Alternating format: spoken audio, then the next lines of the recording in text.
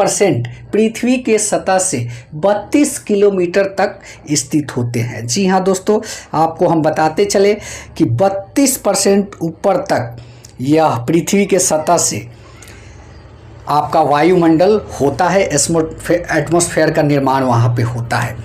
अब आप लोग देखेंगे कि वायुमंडल के स्तरीकरण के बारे में जानते हैं, तो आप यहाँ देखिए कि सबसे पहले जो चीज़ है आता है इसका क्षोभ मंडल, जो पृथ्वी से 8 किलोमीटर से लेके 15 किलोमीटर की ऊंचाई तक होता है। जी हाँ, यह कहीं कहीं आपको किताबों में 18 किलोमीटर तक भी देखने को मिल जाता है, लेकिन जैसे जैसे क्षोभ मंडल में आप 8 किलोमीटर के ऊपर बढ़ते जाएंगे आपको तापमान जो है माइनस में नज़र आने लगेगा। जी हाँ, 1 डिग्री सेंटीग्रेड के हिसाब से, यानी कि पर किलोमीटर 1 डिग्री सेंटीग्रेड सेल्सियस की तापमान जो है गिरते जाती है, कम होते जाती है। तापमान का जो गिरावट दर है प्रति 165 मीटर की ऊंचाई पर 1 डिग्री सेल्सियस के हिसाब से गिरता है। यह आप लोग नोट करते चलिएगा, बहुत ही इंपॉर्टेंट टॉपिक आप लोग को बताने जा रहा हूं और बता रहा हूं। वीडियो अच्छा लगे तो एक लाइक ज़रूर करते चलिएगा, वीडियो को ज़्यादा से ज़्यादा शेयर भी कीजिएगा।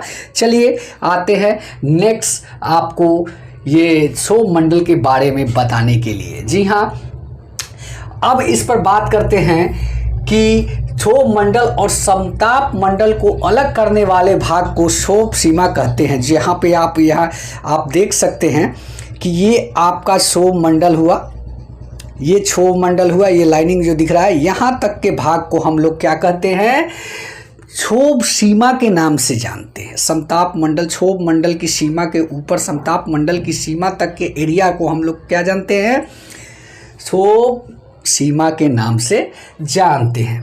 क्षोभ सीमा के जैसे ही हम लोग ऊपर जाते हैं, यानी कि समताप मंडल, यह समताप मंडल ये आपका पृथ्वी तल हो गया, और पृथ्वी तल की ऊंचाई से 50 किलोमीटर ऊपर जो है समताप मंडल, जो मोटाइयों पर, जो आप ध्रुवों पर इसकी मोटाई के बारे में जानेंगे तो इससे ज़्यादा कहीं पाया जाता है। हो सकता है कि 60-70 हो जाए, लेकिन पृथ्वी से समताप मंडल की ऊंचाई हम लोग 50 किलोमीटर तक ही आंकते हैं। समताप मंडल का सबसे बड़ा महत्वपूर्ण लक्षण क्या है, यह आप लोगों को मैं बताने जा रहा हूँ। इसमें एक ओजोन परत लेयर पाई जाती है, जो आप यहाँ देखेंगे कि एक ओजोन परत का लेयर यहाँ पे आपको दिखेगा। यह लेयर का बहुत बड़ा काम है पृथ्वी पर जीवमंडल के निर्माण में।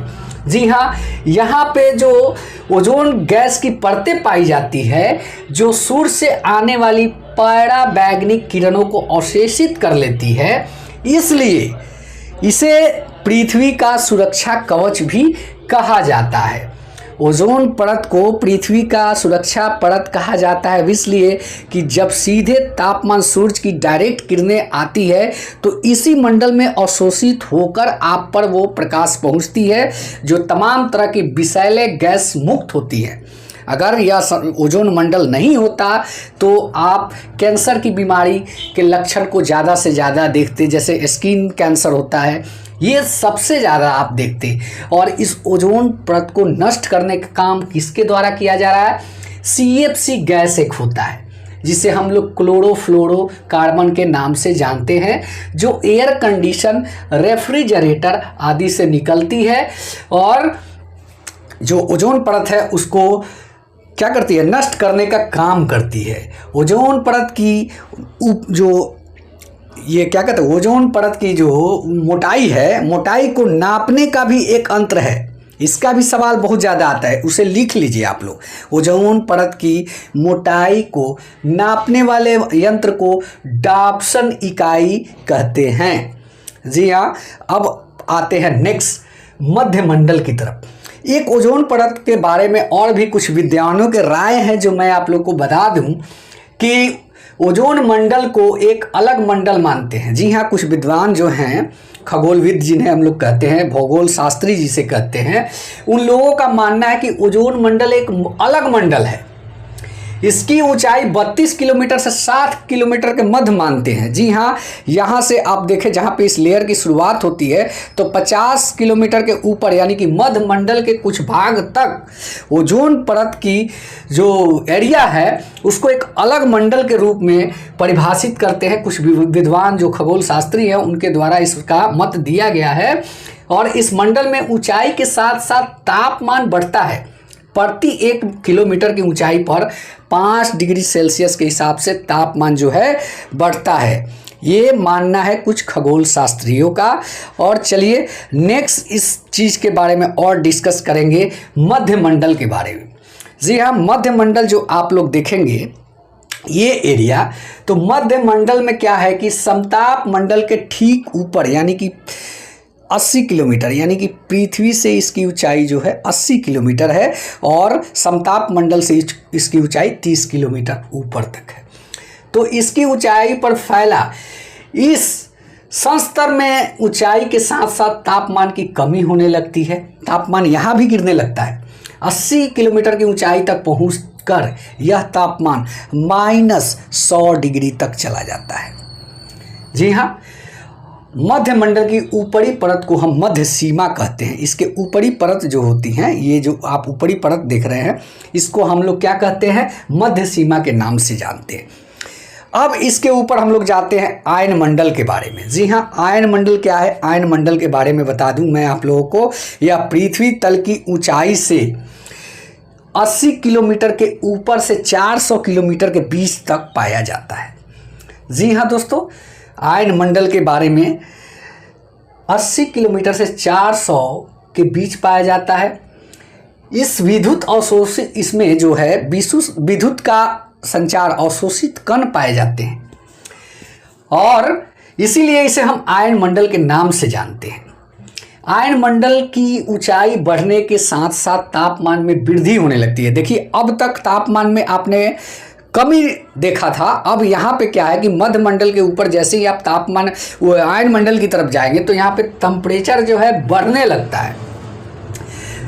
और इस मंडल में सबसे नीचे D layer long radio wave और शॉर्ट रेडियो वेव परिवर्तित होती है, जिसे F1, F2, E1, E2 परतों के बारे में हम लोग जो जानते हैं, जिसका परिणाम स्वरूप पृथ्वी से रेडियो, टेलीविज़न, टेलीफोन, रडार आदि की सुविधा प्राप्त होती है। संचार उपग्रह में इसी मंडल में अवशोषित है, क्योंकि यहाँ जाके और जो वेव है, रेडियो वेव किरणें जो होती है वहाँ टकराती है। टकराने के बाद ही पृथ्वी पर दोबारा रिटर्न आती है। रिटर्न आने के साथ जो है आपका short wave, medium wave, radio wave, telephone उपकरण के जितने भी उपग्रह है सब कार्य करना प्रारंभ करते हैं। तो ये मंडल जो है आधुनिक युग के लिए बहुत ही इंपॉर्टेंट मंडल है, जिसको हम लोग आयन मंडल के नाम से जानते हैं।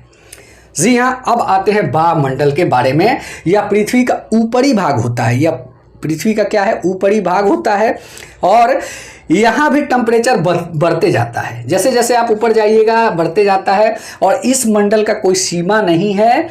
इस मंडल में हाइड्रोजन एवं हीलियम गैस की प्रधानता होती है और जो है ऑरेरा का शाब्दिक अर्थ होता है प्रातःकाल, जबकि बोरियालिस तथा ऑस्ट्रियालिस का अर्थ क्रमशः उत्तरी एवं दक्षिणी होता है। इसी कारण इन्हें उत्तरी ध्रुव प्रकाश एवं दक्षिणी ध्रुव प्रकाश के नाम से जानते हैं ब्रह्मंडल को।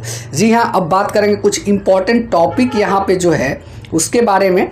चलिए, यहाँ आप देख सकते हैं, ये चीज़ें तो हमने आप लोगों को बता दिया। अब मध्य मंडल की विशेषता क्या है, यहाँ पे समताप मंडल में आप आते हैं, इसकी विशेषताओं के बारे में जानते हैं। तो आप जानेंगे कि समताप मंडल जो है व्यावसायिक जेट विमानों के लिए उड़ान के लिए आदर्श माना जाता है। मौसमी घटनाएं नगण्य होती है। विशेषता जो है वायु में जलवाष्प की मात्रा का अत्यंत कम होना। पृथ्वी से वायुमंडल की दूसरी प्रमुख परत है। पृथ्वी से दूसरा परत होता है समताप मंडल। क्षोभ मंडल के बाद ये दूसरा परत आता है और अवस्थित क्षोभ मंडल तथा मध्य मंडल के मध्य में स्थित है। जैसा कि आप लोग मैप में भी देखें, विस्तार क्षोभ मंडल के ऊपर सीमा से लगभग 50 किलोमीटर की ऊंचाई तक होती है। अब आते हैं मध्य मंडल के बारे में। तो यह क्या है, मध्य मंडल के बारे में अगर हम जानेंगे तो धरातल से 50 से 80 किलोमीटर की ऊंचाई तक है। मध्यमंडल की ऊपरी सीमा मोसापेज होती है। और आते हैं अब नेक्स्ट यहाँ पे जो आपके परीक्षा उपयोगी चीज़ें हैं उसके बारे में, महत्वपूर्ण तथ्य के बारे में हम लोग बात करेंगे। तो जैसा कि आप यहाँ देख पा रहे होंगे कि ओजोन परत, महत्वपूर्ण तथ्य, समताप के निचले भाग में 15 से 35 किलोमीटर की ऊंचाई पर अधिकतम सांद्रता, विशेषता सूर्य से आने वाली पराबैंगनी किरणों का अवशोषण कर पृथ्वी पर आने से रोकना, जैसा कि मैंने पहले भी आपको बताया। और यहाँ आते हैं समताप मंडल में ही आते हैं उसके निचले सतह और ऊपरी सतह के बारे में। तो सीरस बादल जो होता है समताप मंडल की निचली सतह होती है, कभी कभी इसमें बादल भी दिखाई देते हैं। स्ट्रोपैज समताप का ऊपरी सीमा है, यहाँ पे उड़ान भरने के लिए सबसे कारगर माना जाता है ऊपरी भाग को। अब आते हैं महत्वपूर्ण तथ्य जो आपके परीक्षा उपयोगी चीज़ें हैं उस पर। यहाँ पे आप देखेंगे कि वायु, ये देखिए एक तरह से यहाँ प्रश्न बन रहा है। ये जितने भी पॉइंट देख रहे हैं आप 8-10 जो पॉइंट, ये प्रश्न है वायुमंडल से। वायुमंडलीय परत जिसका प्रयोग दूर संचार प्रणाली के लिए किया जाता है वह कौन सा मंडल है? तो आयन मंडल है। और ओजोन परत का मुख्यतः अवस्थित है, कहाँ पे ओजोन परत अवस्थित है? तो समताप मंडल में। जी हाँ, ये समताप मंडल में आपका ओजोन परत अवस्थित है। और नेक्स्ट पे आते हैं वायुमंडल में अस्थायी गैस का उदाहरण। तो वायुमंडल में नाइट्रोजन, ऑक्सीजन, आर्गन और carbon dioxide, neon, helium, methane, krypton, hydrogen, xenon सभी पाए जाते हैं।